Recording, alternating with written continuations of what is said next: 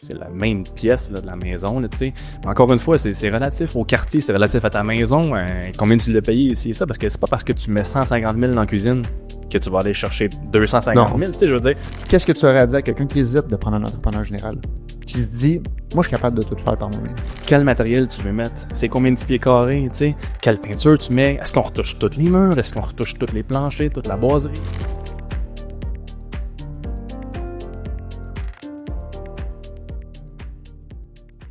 Bonjour tout le monde, j'espère que vous allez bien. Merci de revenir écouter encore le podcast Les Réfléchis, où est-ce qu'on explore ensemble l'immobilier, l'entrepreneuriat et le bien-être. Aujourd'hui, j'ai un invité que je suis hyper content d'avoir. C'est quelqu'un que je vois à tous les jours depuis bientôt 4 mois que je le vois à 7 heures du matin déjà prêt à travailler chez nous. Patrick C, c'est l'entrepreneur général qui travaille présentement sur mon projet. Salut Pat. Salut. Ça va bien? Ça va super bien, toi? Yes. Merci beaucoup d'être là aujourd'hui, de venir prendre le temps de partager ton expertise à mes auditeurs. Ça fait plaisir. On se voit encore. Encore plus. Je suis pas en robe de chambre, là. C'est différent que le matin que je descends. Ouais, on aime toujours ça voir ça. Parle-moi un petit peu de ton parcours, en fait, parce que si je me trompe pas, c'est la business de ton grand-père qui a été léguée à ton père, puis que maintenant, c'est toi. Oui, c'est ça. Ça a été de père en fils, comme on a vu un peu dans les vidéos récemment. Ça a commencé en 75. Puis c'est mon grand-père qui a parti ça tout bonnement. On faisait initialement du rough. On fait des maisons neuves. On a même beaucoup, je dis on, mais je m'exclus, là. Ouais. On a fait du Grand Nord, Bay James, Dungava, tout ça. On a fait beaucoup de construction là-bas. Puis on a fini par se spécialiser plus dans la rénovation dans les dernières années. Ton père faisait-tu la réno aussi ou il était juste dans le rough? Il faisait les deux. OK. Principalement du rough, mais depuis, je te dirais, un 7-8 ans, là, on se concentre vraiment que sur la rénovation, les agrandissements. On fait encore, bien sûr, des bâtiments neufs, là, mais pour ça, on sous-traite plus. Okay. On est vraiment plus concentré sur pour ce qui rentrait la rénovation. OK. Ouais. Puis, qu'est-ce qui t'a poussé, toi, à devenir entrepreneur général? Écoute, moi, à la base, c'était même pas ça initialement que je voulais faire. C'est vraiment en pratiquant le métier avec mon père les fins de semaine, des fois j'allais l'aider sur un chantier que j'ai comme hey, j'haïs pas ça. J'haïs pas ça. Ouais. Puis je me rendais compte que j'avais une bonne habileté que je développais assez aisément. Je comprenais vite, j'arrivais bien à m'assimiler à ce milieu-là. Puis j'ai commencé à vraiment aimer ça. Puis plus que je devenais bon, plus que j'aimais ça, tu sais. Ouais. Fait que finalement, j'ai laissé faire l'école, je suis allé là-dedans, puis je regrette zéro ma décision aujourd'hui. Je suis super heureux. Puis là, aujourd'hui, t'es rendu vice-président de la compagnie. C'est ça, mon père reste président. Moi, tranquillement... Éventuellement, c'est ça, je vais prendre la relève. Fait que lui, de plus en plus, il me donne la pédale, puis je commence à gérer des jobs, des projets comme le tien. Ouais. C'est un très beau et très gros projet que je suis super fier d'avoir entrepris, puis que ça va très bien, fait que... Ouais, bientôt les gens vont pouvoir voir le avant-après de tout ce que vous avez fait. Honnêtement, c'est un genre de projet qui est, à mon avis, un peu atypique, là. Comme un agrandissement, t'arrives là, puis t'es comme, OK, ça va être un agrandissement à peu près là. On aimerait ça ressemble à ça, puis après ça, il faut que pour toi, tu viennes évaluer combien à peu près ça peut coûter. C'est quand même vraiment difficile pour vous autres, là. Mais c'est plus que difficile, puis tu sais, c'est le genre de questions que je reçois... Tu sais, je dirais pas quotidiennement, mais tu sais, les amis des amis, un oncle, un comment ça coûte faire ça? Comment ça pourrait coûter? Hey, tu sais, j'ai pas c'est pas dans ma tête, ok, tu sais, ça peut tellement varier. Une cuisine, des fois, je dis, ben, tu sais, entre 10 puis 100 000, tu sais, je veux dire, c'est réellement ça, là, ça peut tellement varier. Puis, arrivé le jour 1, tu sais, je me souviens, tu parlais de ton projet, puis t'as pas de plan, t'as pas rien de fait, comment ça peut coûter, puis tu sais, c'est normal, tu veux avoir une idée avant de te lancer, tu te lances pas les yeux fermés dans un projet comme ça, tu veux avoir une idée, tu vas avoir un budget à respecter, mais c'est un monde dans lequel on s'embarque. Ça peut aller autant à gauche, autant à droite. Ouais, clairement. C'est hallucinant. Là. Ça, c'est sans tous les imprévus que vous pouvez trouver tout le long des travaux qui font en sorte que ça coûte encore plus cher. C'est pour ça que dans ton cas, ce qu'on a fait, on a discuté au préalable, on fait une estimation budgétaire. Ça, c'est vraiment pertinent, puis je pense que ce serait cool que tu peux l'expliquer aux gens la façon que vous l'avez fait. Absolument. Tu sais, je veux dire, si on fait un projet qui est fixe, on fait une salle de bain, là, tu sais, on rénove la salle de bain, on arrache, on la repose. À moins qu'il y ait un événement majeur, qu'il y ait eu un problème de structure de débile, tu sais, je veux dire, ton prix, ici, c'est, mettons, 13 895, c'est 13 895, tu sais, excusez.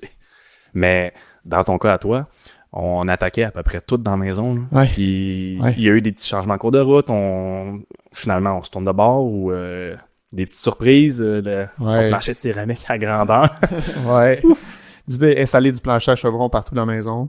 Ouais, ça a été un petit peu plus de défi que je pensais, mais en même temps, c'est ce qui apporte aussi la beauté du métier. C'est le genre de défi qui est le fun, qu'après ça, le résultat, tu fais comme « wow ». Tu sais, c'est super cool. Fait que là, vous avez, je vais partager un peu mon expérience que tu vas pouvoir réenchérir, là. Vous disiez, OK, à peu près, bon, mais pour l'électricité, ça va coûter à peu près tant. Pour la plomberie, ça va coûter à peu près tant. Puis c'est un plan budgétaire, puis t'es mieux d'en mettre toujours plus en termes de budget, que finalement, tant mieux si ça coûte moins cher, mais le client, il y a des attentes beaucoup plus réalistes. Ben oui, tout à fait. T'sais, moi, je mets tout le temps un petit buffer. Quand je fais un prix budgétaire, buffer, je mets un petit coussin, si on veut. T'sais. Parce que, justement, c'est tellement dur que je préfère à la fin, comme tu dis, dire au client, « Hey, ça coûte 15 000 de moins que prévu. Tant mieux que, hey, ça coûte 60 000 de plus que prévu. » Tu sais, là, c'est plate. Là, ben oui. Moi, ça me fait chier de dire ça au client. Le client, lui, ben, il a pas le goût d'entendre ça, là, tu sais. Mais encore là, souvent, ce qui arrive, on entame un projet, puis il y a tellement de changements en cours de route que malgré l'estimation budgétaire, ben il y a des choses qui ne sont pas incluses dans le prix. Tu sais, j'essaie de ventiler au maximum le budget pour qu'on puisse comprendre, OK, comme tu as mentionné, tu sais, tant la plomberie, tant ci, tant ça, tant ci, tant ça. Là, tu as une bonne idée, mais dans chaque branche, il y a un paquet d'affaires qu'on peut aller chercher de plus, qu'on peut changer. Hey, finalement, le bain, je vais le changer. Tu sais, là, OK, ça rentre dans le buffer, mais finalement, maintenant, ça va vite, là, tu sais.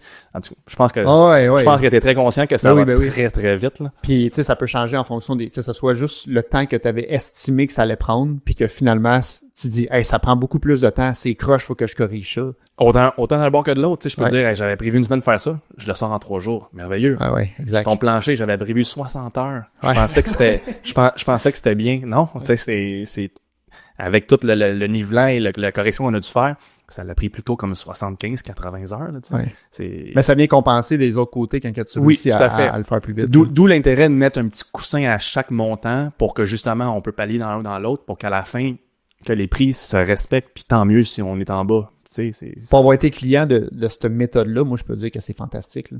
Tu sais, t'as ton idée, t'as ton squelette, tu sais que tu t'en vas environ par là, parce que je me rappelle des premières rencontres qu'on avait, puis tu es dans la maison, puis j'étais comme, hey, tu sais, Pat, ça pourrait coûter à peu près combien, mais t'es comme, ben, ça dépend. Aïe, ça dépend.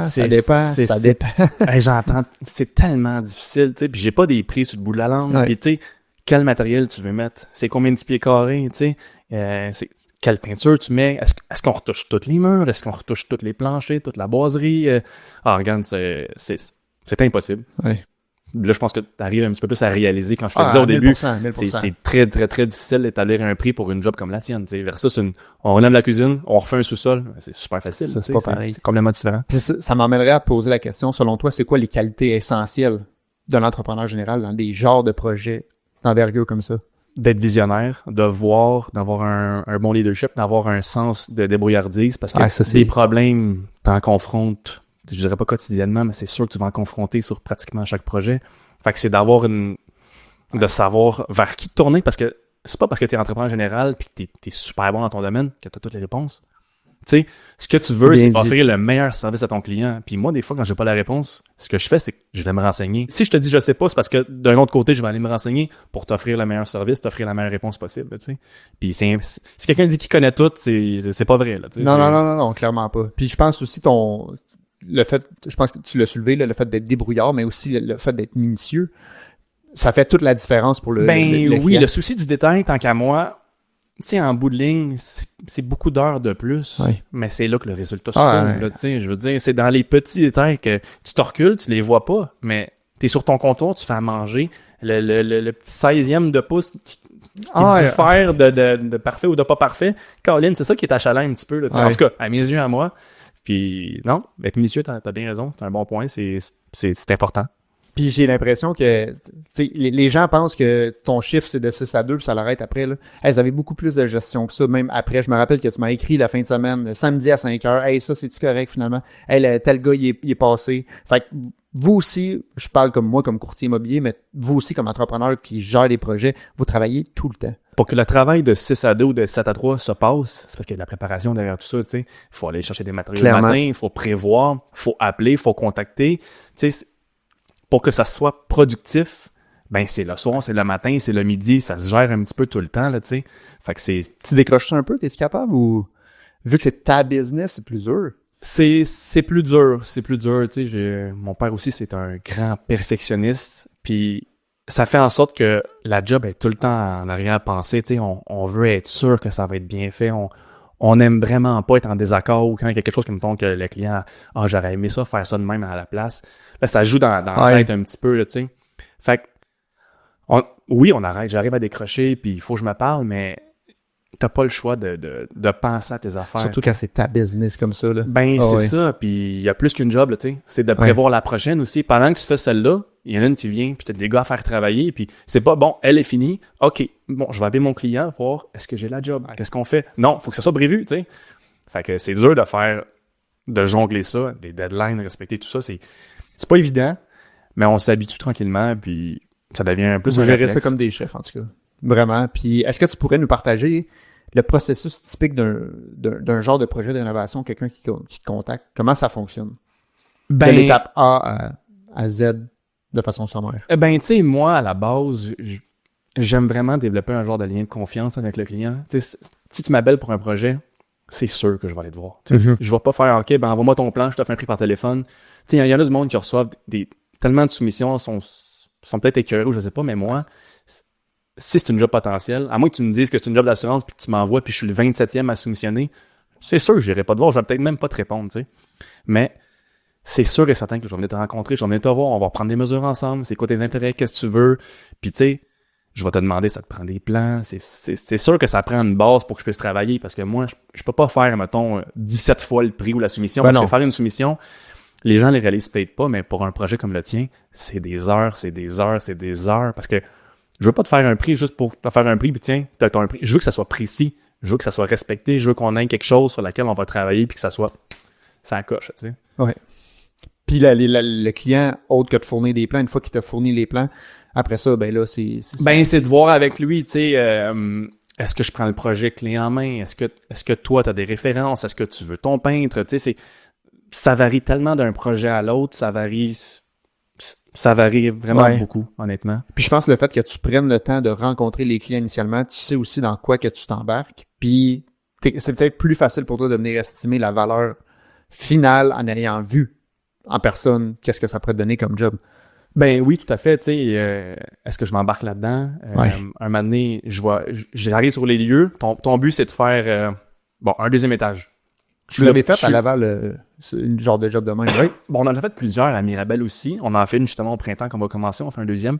Là, c'est de savoir, je vais te rappeler les règles de base. Parce que, tu sais, je veux pas prendre personne pour des nonos. C'est pas ça que je dis. C'est juste que, est-ce que tu t'es renseigné auprès de la ville? Ouais. T'as-tu le droit de le faire? Tu sais, avant qu'on embarque dans les soumissions, dans les plans, est-ce que tu as le droit? Peux-tu faire ça? Est-ce que ta maison le permet? Est-ce que ça engendre d'autres travaux auxquels tu n'avais pas pensé? Puis ça engendre également des frais supplémentaires, tu sais. Parce que, tu sais, c'est bien bon d'être un deuxième, mais c'est pas juste de couper le toit, mettre un deuxième, ça prend 2 semaines, c'est fini, là, tu sais. Ça l'amène beaucoup de réflexion, beaucoup de logistique derrière tout ça, tu sais. Mm-hmm. Je pense que vous êtes là aussi pour venir informer le client puis dire, écoute, faut que tu penses à ça. Le nombre de fois que tu m'as appelé pour dire, hey, ça, faut que tu penses à ça, oublie pas ça. Hey, c'est vrai, moi, puis tu sais, je travaille dans ce domaine-là, puis il y a des choses que j'étais comme, oh, attends une minute, là, j'avais pas pensé à ça. Ben, c'est ça, puis même moi, tu sais, quand tu penses avoir pensé à tout, honnêtement, t'oublies encore quelque chose, là. Le nombre de fois, je me suis remis en boucle, tu sais, l'estimation de total, je me suis dit, honnêtement, je pense que j'ai pensé à tout. Mais non. T'en oublies. C'est normal, il y a tellement d'affaires, là, tu sais. Ça va tous les bords, puis c'est à peu près impossible. Tu sais, ça va arriver des fois que t'oublieras rien, puis hey, chapeau, bravo, c'est cool, mais ça arrive rarement. Puis c'est ça. Quel conseil que tu donnerais à quelqu'un qui décide de vouloir faire un gros projet de rénovation en choisissant son entrepreneur? Parce que c'est pas juste une question de prix. Non. Puis je pense que on en avait parlé hors du podcast. C'est un point important, puis j'ai envie que tu le partages aux auditeurs parce que faut que tu le considères. Ben, t'amènes un excellent point parce que non, c'est pas juste une question de prix, tu sais. C'est comme je l'ai dit un petit peu plus tôt, c'est une confiance. Tu sais, moi, dans la vie, je suis quelqu'un de feeling. Tu sais, je veux dire, si on a un bon... Je peux même aller voir un client, puis tabarouette, j'ai vraiment pas un bon pressentiment. Ça veut pas dire que je ferai pas la job, ça veut juste dire que j'embarque un peu à reculons, là, tu sais. Mm-hmm. Puis ça va des deux bords, tu sais. Ça se peut que je rencontre un client, puis qu'il me dise « Ah ouais, ce gars-là, je le file pas tant. » C'est pour ça que j'aime vraiment ça, venir sur place, rencontrer. Puis, tu choisis pas, en tout cas, je sais qu'aujourd'hui, tout coûte tellement cher. Les gens veulent sauver, puis mon Dieu que je les comprends, tu sais. Moi aussi, j'aime ça sauver. C'est juste que de savoir être intelligent et sauver aux bonnes places. Ouais. Parce que Tout à fait d'accord. si tu fais un projet, puis, tu sais, je nommerai aucun nom, je nommerai personne en référence, mais on l'a déjà vécu, du monde que, mettons, on cotait légèrement plus cher qu'un autre, ou tu sais, quelqu'un fait faire, mettons, 4 soumissions. Je donne un exemple. Nous, on est à 115, il y en a un à 127, il y en a un à 106, puis il y en a un à 64 000. Mais le client prend lui à 64 parce qu'il se dit, hey, tu sais, je sauve 50 000. Ouais. Tu sauves pas 50 000. Tu sais, tu t'embarques dans des problèmes. Ouais. Puis tant mieux si t'as pas de problème, mais ça m'étonnerait. T'as 3 soumissions qui se tiennent relativement pas pire, puis t'en as une complètement à l'opposé. Questionne-toi. Ouais. Va voir les projets, Va regarde qu'est-ce qu'ils voir. font. Puis sa soumission, c'est quoi qui est écrit? Faire un agrandissement 64 000? Ouais, c'est ça. Qu'est-ce que ça l'implique? Qu'est-ce qu'il fait? Tu sais, moi, je veux dire, t'as une page qui dit tout qu'est-ce qu'on va faire, qu'est-ce qu'on va entreprendre. Tu sais, ça l'amène quoi? C'est... Ouais, Ah, en tout cas, hey. Mais ouais, je comprends ce que tu veux dire. Je comprends ce que tu veux dire. Tu sais, fait que, tu sais, oui, c'est important de faire des soumissions. Je dis pas d'en faire 14 soumissions. Tu sais, si tu as une bonne référence de quelqu'un, tu le sais qu'il travaille bien, tu le sais qu'il a fait plein de jobs pour d'autres mondes que tu connais, tu sais, fais-en faire une 2, une 3e, juste pour avoir une idée, pour être sûr que tu te fais pas avoir ou changer trop cher inutilement. Mais il faut pas se fier vraiment juste à la soumission, juste au prix. C'est non. Ouais, je suis d'accord. Puis c'est pour ça que je trouvais ça intéressant d'en parler, parce qu'on a tous tendance, puis tu l'as bien dit, à toujours vouloir moins cher. Ben le oui. bon, pas cher n'est pas nécessairement le... C'est pas ça qui va faire en sorte nécessairement que c'est le meilleur choix. Ben, c'est parce que, tu sais, ta salle de bain à 15 000, là. Tu sais, je peux te la faire à 6 000. J'arracherai pas la céramide qu'on pose par-dessus. Tu sais, Ouais. là, je vais dans l'extrême. Je peinture ton bain, on repeinture le mur par-dessus, on met du dentifrice dans les... Tu sais, je veux dire, là, j'exagère, là, je vais vraiment dans l'extrême, mais c'est quoi que tu offres comme service? Tu sais, est-ce que tu protèges la maison? Est-ce qu'il va y avoir de la poussière à regarder dans la maison? Tu vas-tu avoir les planchers graffinés? Tu veux, tu sais, Quand tu pars le soir, est-ce que chauffant? tout est propre? Est-ce que tu t'appliques? Est-ce que... Toutes les... Est-ce que c'est conforme? Ouais, est-ce que c'est conforme? Puis... Est-ce que ta douche va couler? Tu sais, je veux dire, qu'est-ce que t'as fait? T'as mis du Digiproc puis t'as mis la céramique? Ben, c'est super beau. Mais dans 5 ans, on s'en reparlera, là, tu sais. C'est quoi les plus grands défis que tu rencontres sur tes projets, en général?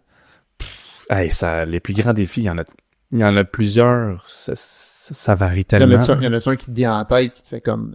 Ça, c'est à chaque fois que je fais des énormes projets, ça, c'est un défi. Moi, j'aurais tendance à dire évaluer le prix. Ça, c'est un méchant Le bon prix défi et le temps. que ça va prendre. Ouais. Écoute, des fois, je me dis, hey, mettons, faire telle affaire. Dès que j'ai passé une semaine, là, je vais avoir fait ça, je vais être rendu à ça. Puis je me mets un buffer à une semaine. Non. Si elle me prend une semaine, plus une journée ou 2 journées. Des fois, je vais closer une job. Je me dis, j'ai 2-3 petits points de silicone, un cadre à accrocher, un ci, un ça. Juste mettre de la job. Ça accroche. 4 heures, je suis sorti. Non. Non. Finalement, ça me prend 12 heures. Mais tu sais, je fais le tour partout. Je veux que tout soit parfait. Fait que là, je replace ça, je refais ça, j'en fais un petit joint là, fais ci, fais ça. Si quelqu'un qui passe en arrière, il n'y aura pas de besoin de retoucher à ce que tu as fait. Ben, mon objectif, c'est que si la personne passe, il n'y a plus rien à faire. Puis généralement, la personne après, c'est le client, là, tu sais. Puis, il y a toi comme entrepreneur général, puis tu sais, pour les gens qui sont pas trop sûrs des fois comment ça fonctionne, c'est que tu as sous-contracté des gens. Tout à fait. Tu as sous-contracté d'autres corps de métier. Comment que tu choisis les gens avec qui que tu décides de travailler? Ben, là, c'est encore une fois un lien de confiance, c'est de l'expérience avec, on a fait plusieurs jobs avec telle équipe de plomberie, tel électricien, tel poseur de gyps, tel tireur de joints. C'est tous des métiers qui sont importants que le travail soit bien fait. Puis encore une fois, nous, ça veut pas dire que ceux qu'on prend, c'est les moins chers. On sait qu'avec eux, on n'aura pas de problème. Tu sais, moi, je sais que j'engage lui.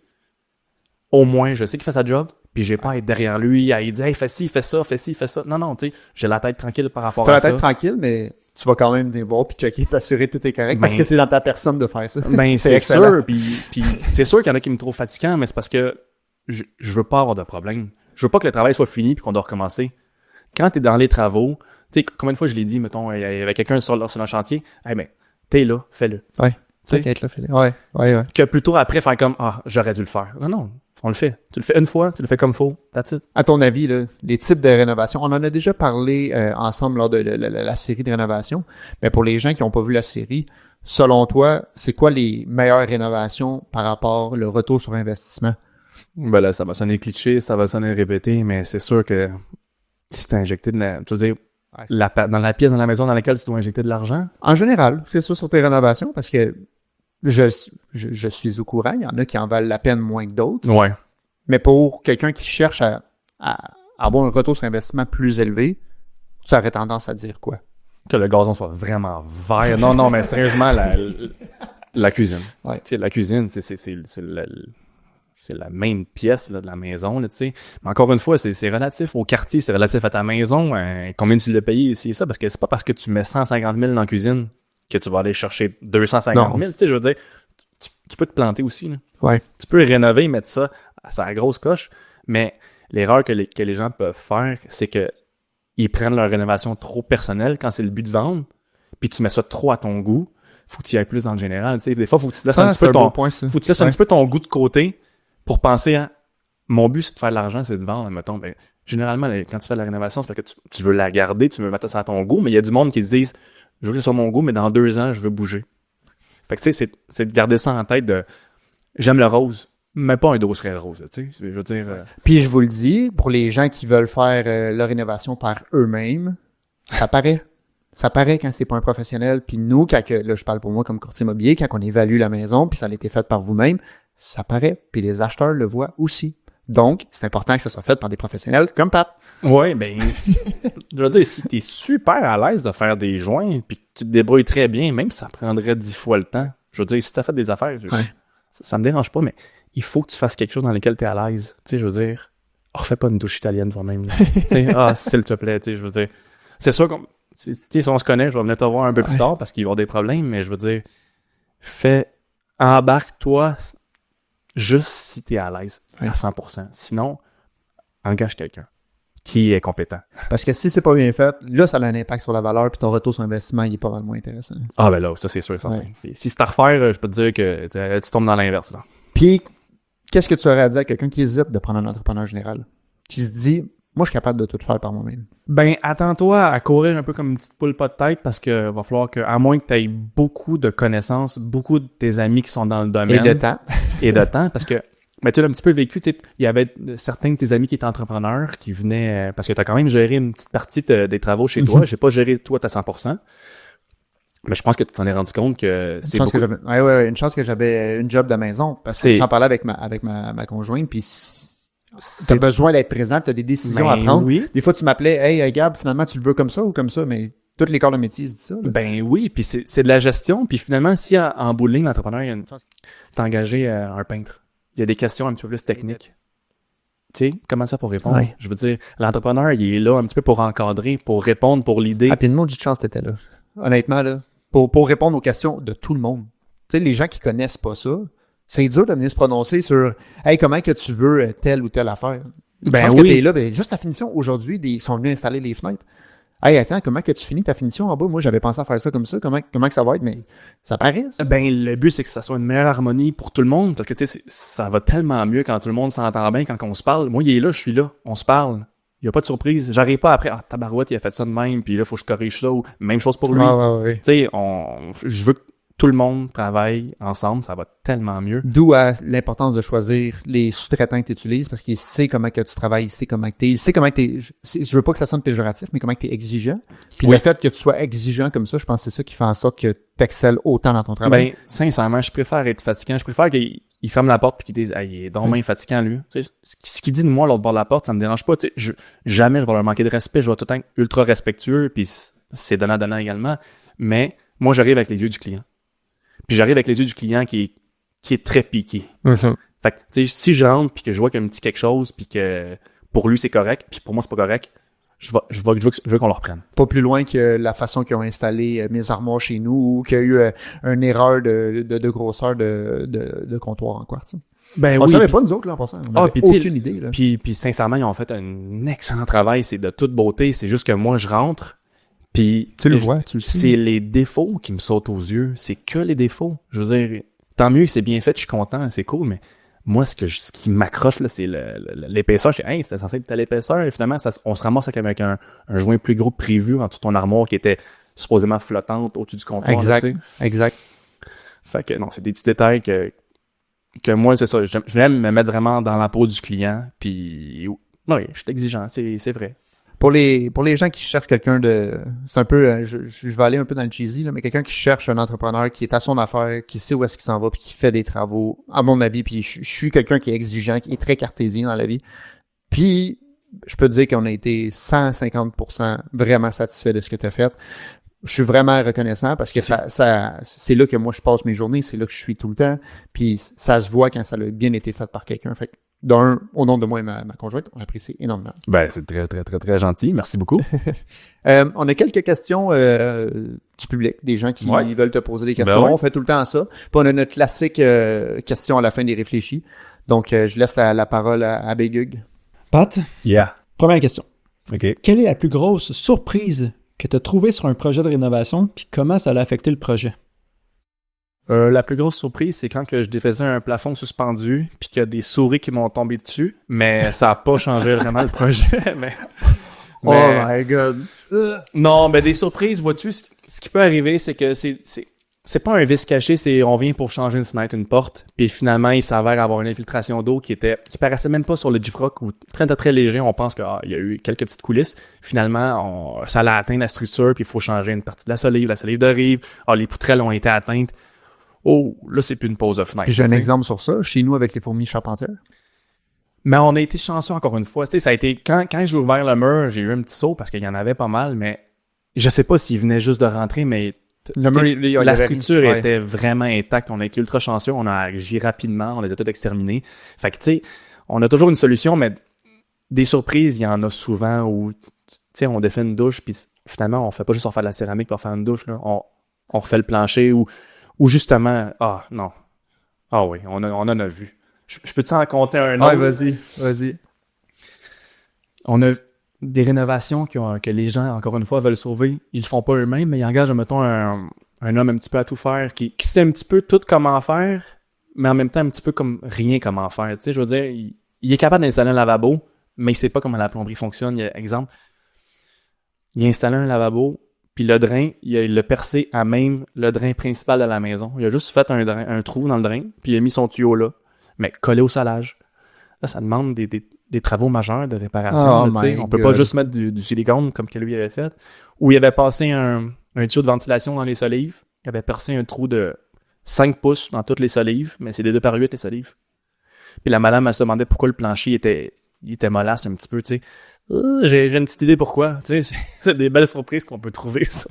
Puis c'est l'exemple parfait de vouloir engager beau, bon, pas cher.